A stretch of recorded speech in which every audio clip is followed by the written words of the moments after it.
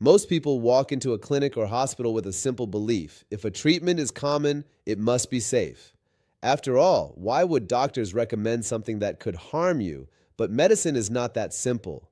In reality, many treatments that sound completely normal, things you may have heard about from friends, family, or even social media, carry risks that are rarely discussed in full detail. The danger is not always obvious. It hides in the fine print, in the side effects, in the individual differences between patients, and sometimes in the assumption that routine equals harmless. Think about how often you hear phrases like, it's just a small procedure, or this is done all the time. Those words are comforting, but they can also lower your guard. When something becomes routine in medicine, it often means doctors are very familiar with it, not that it is risk-free. In fact, some of the most widely performed treatments carry risks precisely because they are used so frequently, sometimes even when they are not strictly necessary. Take a moment to consider how decisions about your health are made. In a perfect world, every treatment would be carefully tailored to your unique body, your history, your risks. But in reality, time is limited, systems are busy, and guidelines are often generalized. What works well for one person might quietly create problems for another. That's where awareness becomes your strongest defense, not fear, but informed caution. One of the most commonly underestimated treatments is the frequent use of antibiotics. At first glance, antibiotics feel like a miracle. You take a pill and an infection disappears. Simple, effective, reassuring. But beneath that simplicity lies a growing global concern that most people don't fully understand. Antibiotics don't just target harmful bacteria, they also disrupt the balance of good bacteria in your body. This balance, especially in your gut, plays a critical role in everything from digestion to immunity. When antibiotics are used too often or unnecessarily, they can weaken this natural defense system. Over time, this may lead to recurring infections, digestive issues, and even reduced effectiveness of antibiotics when you truly need them. Even more concerning is antibiotic resistance, a situation where bacteria evolve and stop responding to treatment altogether. What was once an easy fix can turn into a serious, life-threatening problem. Another treatment that sounds harmless is long-term use of over-the-counter painkillers. Many people rely on medications like ibuprofen or aspirin without thinking twice. They're available everywhere, no prescription needed, and widely trusted. But regular, prolonged use can quietly strain your body in ways you may not notice until it's too late. These medications can irritate the lining of your stomach, increasing the risk of ulcers and internal bleeding. They can also affect kidney function and, in some cases, increase cardiovascular risks. The danger here is subtle. You don't feel the damage happening in real time. There's no immediate alarm. It builds slowly, often masked by the very relief these drugs provide. This creates a false sense of safety, where the absence of pain is mistaken for the absence of harm. Then there's the widespread use of steroid injections for joint pain. For many people dealing with chronic pain, especially in the knees, shoulders, or back, these injections can feel like a lifeline. The relief can be fast and dramatic. Movement becomes easier, daily life improves, but repeated use of steroid injections can weaken the very tissues they are meant to help. Over time, they may contribute to cartilage damage, tendon weakening, and even joint deterioration. What makes this particularly tricky is that the short-term benefit can overshadow the long-term cost. When pain disappears, it's natural to assume healing is happening. But in some cases, the underlying issue is still there, quietly progressing while symptoms are temporarily suppressed. Another example is the routine use of acid-reducing medications for heartburn and reflux. These drugs are often seen as harmless and are commonly used for months or even years. They work by reducing stomach acid, which provides relief from burning discomfort. But stomach acid isn't just there to cause problems. It plays an essential role in digestion and in protecting your body from harmful microbes. Long-term suppression of stomach acid can interfere with nutrient absorption, particularly vitamins like B12 and minerals like magnesium. It may also increase the risk of certain infections, as the body's natural barrier against bacteria is weakened. Again, this is not about fear. It's about understanding that even helpful treatments can have unintended consequences when used without careful consideration. Even something as routine as imaging tests, like CT scans, can carry hidden risks when overused.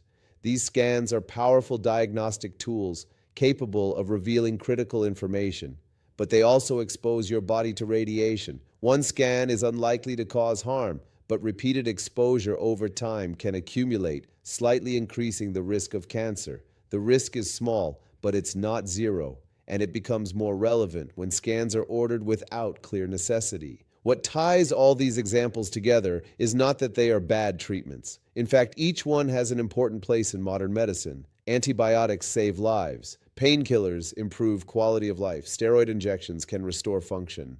Acid reducers prevent serious complications. Imaging tests can detect life-threatening conditions early. The issue is not the treatments themselves. It's how, when, and why they are used. There's a difference between necessary and habitual use, between informed decisions and automatic ones, between short-term relief and long-term outcomes. And that difference often depends on how much you understand about what's being done to your body. It's also important to recognize the role of communication. Many patients hesitate to ask questions. They don't want to seem difficult, or they assume the doctor has already considered everything. But medicine works best when it's a conversation, not a one-way instruction. Asking simple questions like, do I really need this? Or what are the risks if I don't take it, can sometimes change the entire course of treatment.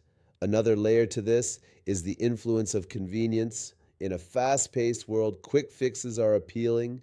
A pill is easier than a lifestyle change. An injection is faster than physical therapy. A scan provides immediate answers compared to watchful waiting. But convenience doesn't always align with what's best for your long-term health. There's also the psychological comfort of doing something rather than nothing. Both patients and doctors can feel uneasy with uncertainty. Starting a treatment, even if it's not strictly necessary, can feel like taking control.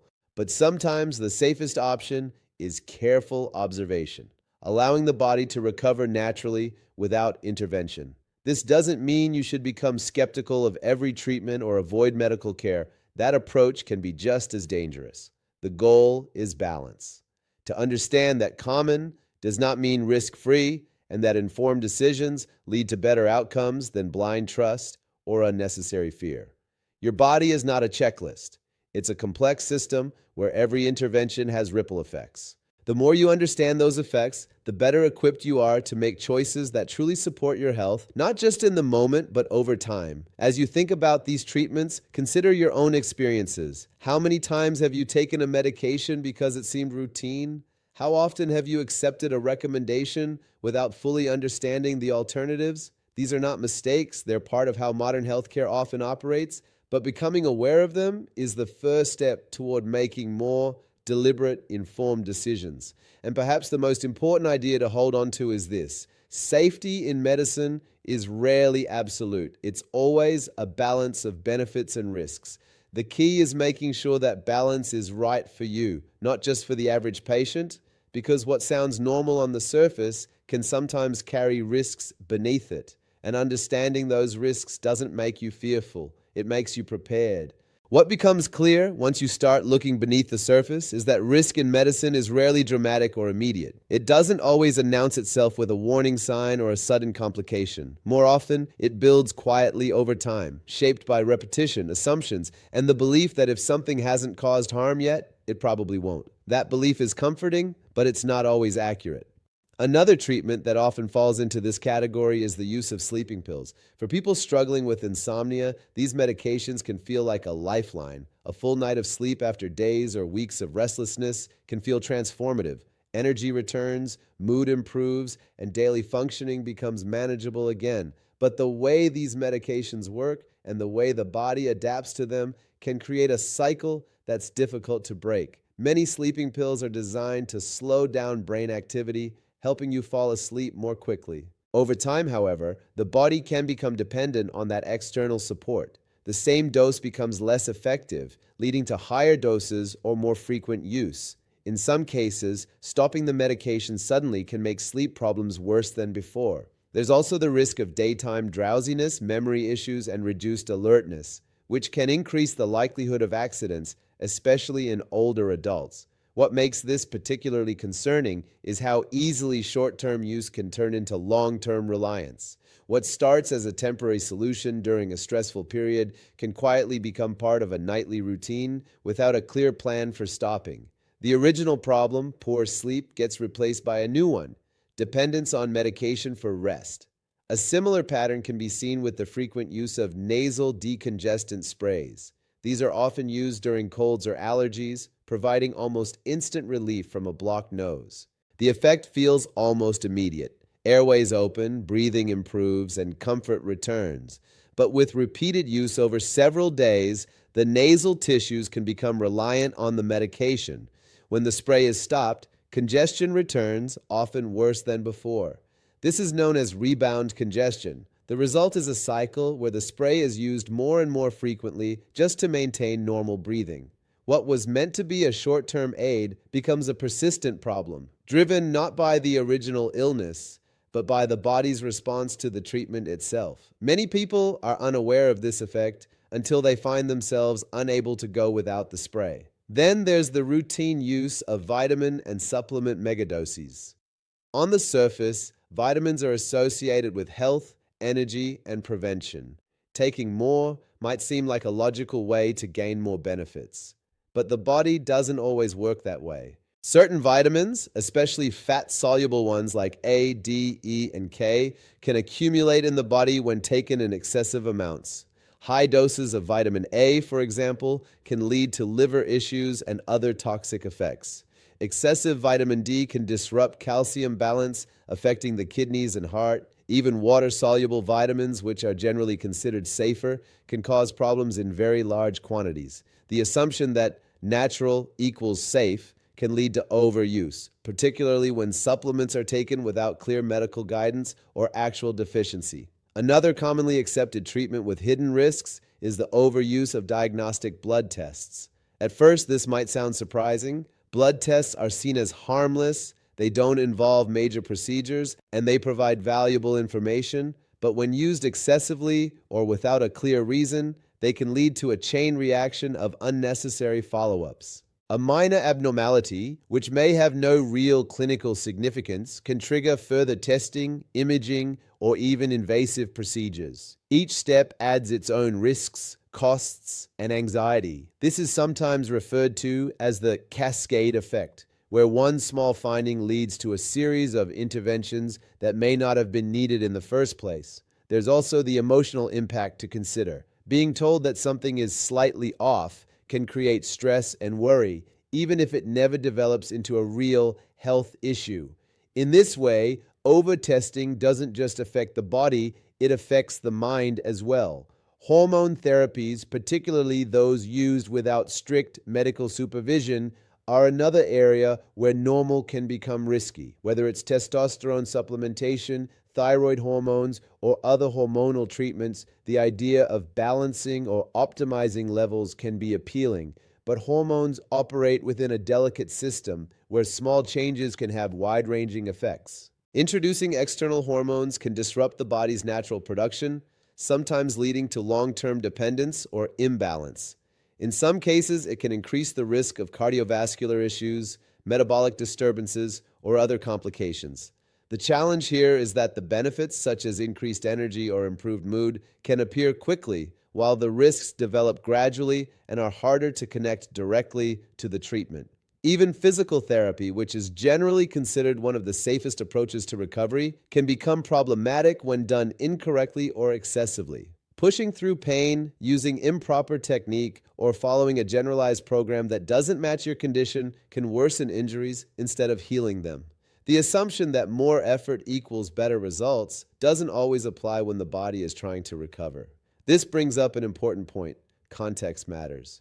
The same treatment can be beneficial, neutral, or harmful depending on how it's used. Dose, duration, timing, and individual health all play a role. What helps one person can harm another, even when the treatment itself is widely accepted. Another layer of complexity comes from how information is shared today. With easy access to online advice, social media trends, and anecdotal success stories, it's easier than ever to adopt treatments without fully understanding them.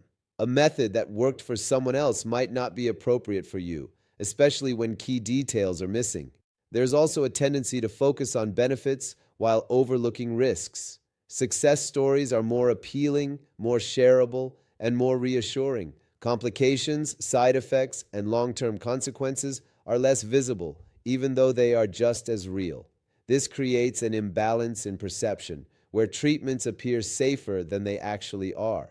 So, where does this leave you? Not in a place of fear, but in a position of awareness. The goal is not to reject treatments, but to approach them with the right questions and expectations. Every medical decision involves trade-offs. Understanding those trade-offs allows you to make choices that align with your priorities and your health. It's also worth recognizing that good medicine is not about doing more. It's about doing what is necessary and no more than that. Sometimes the best treatment is a targeted intervention. Other times, it's patience, monitoring, and allowing the body to recover on its own. Knowing the difference requires both medical expertise and patient involvement. If there's one habit that can significantly improve your safety, it's developing the confidence to ask for clarity. When a treatment is recommended, try to understand not just how it helps, but what the potential downsides are, how long it should be used, and what alternatives exist. These questions don't challenge the doctor, they strengthen the decision-making process. Another important step is being mindful of patterns. If you find yourself relying on a treatment more frequently over time, it's worth asking why. Is the underlying issue being addressed, or is the treatment simply managing symptoms? That distinction can reveal whether you're moving toward resolution or drifting into dependency. In the end, the idea that something sounds normal should never be the only reason to accept it. Normality in medicine is often based on frequency, not safety. The more common a treatment is, the more important it becomes to understand its proper use and its limitations. Because the real goal isn't just to treat symptoms, it's to protect your long-term health. And that requires looking beyond what's routine, asking better questions, and making decisions that are informed, deliberate, and specific to you. When you do that, you shift from being a passive recipient of care to an active participant in it. And that shift, more than any single treatment, can make the biggest difference in your health over time.